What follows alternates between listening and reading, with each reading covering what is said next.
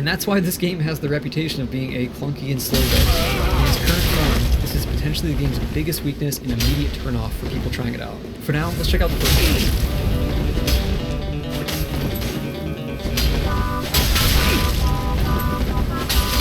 As exciting as that looked, this actually brings us to the next big issue this game has. The bosses just aren't very, and that's for two big reasons. One, their designs are often too generic and blend together in my mind, and two, the fights themselves are typically poorly structured. Regarding the designs, the game only has 10 bosses, but a solid half of them are some version of a big guy in armor. I played this game at release back in 2014, but I genuinely could not remember a single boss before replaying it. I don't think that's just on me. As for the fights themselves, far too many of these bosses come down to just letting you circle straight to the right while dodging a small and repetitive moveset. The other type of boss this game has is to wait around and dodge until they use that one move that lets you hit them. But of course, this is also tricky. I highly encourage anyone interested in boss design to play Dark Souls and then play this game right after. Feel the difference and look into why that might be. Alright, so with boss number 1 down, we got our first bonfire crystal thing, which actually introduces us to an interesting mechanic that differs from Dark Souls. It's an experience multiplier. Basically, every kill you get increases the multiplier, but dying or resting in a crystal resets it. Thus, you're encouraged to potentially play a little riskier with skipping an Estus replay. Honestly, not a bad idea. Little things like this that reward better play, or with the church tutorial out of the way, our first real area is this outside snow zone, which I think looks pretty great. So let's talk about the game's visuals. In terms of graphical fidelity, it actually holds up.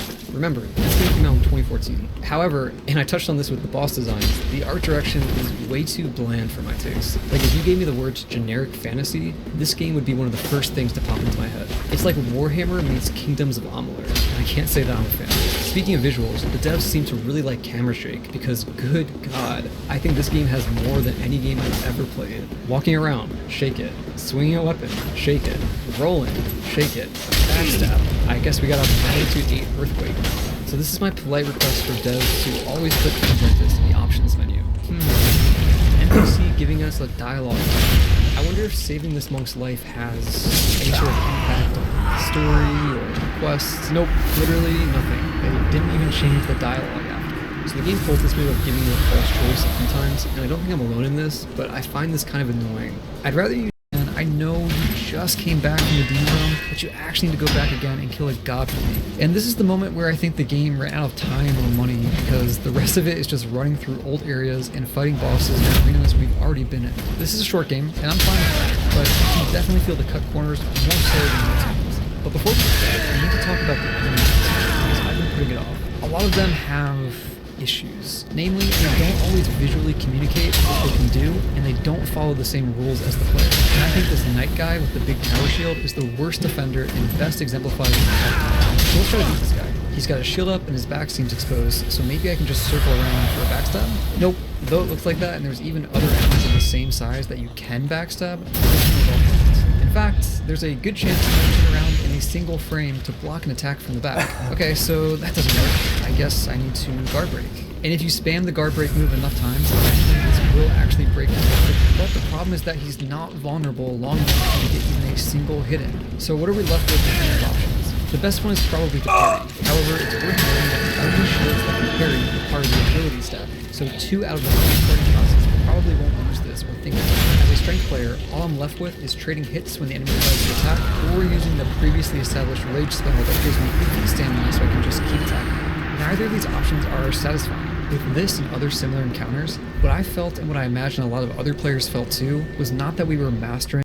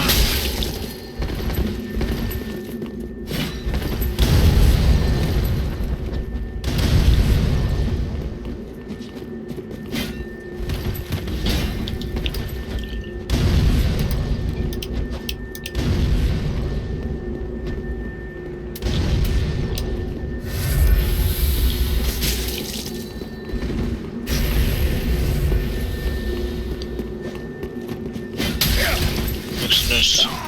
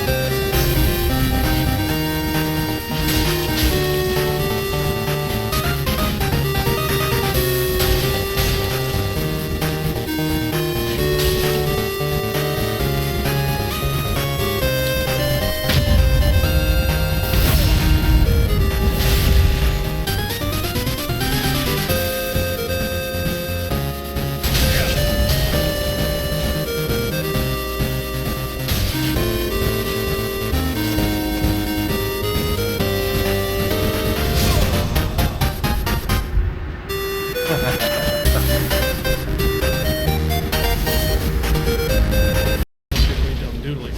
But it wasn't just the throwbacks, they took a more experimental approach. Let's do an extremely mundane and observational simulation of George Bush. Now let's do a bunch of short sketches and Pulp Fiction homages. Season 7 loved experimenting with its characters, putting them in these strange, high-concept situations and deconstructing who they actually are. By now, it should be clear that the show has evolved into something far beyond a simple riff on the 80s sitcom. But this isn't even close to its final form. In Season 8, they push things even further.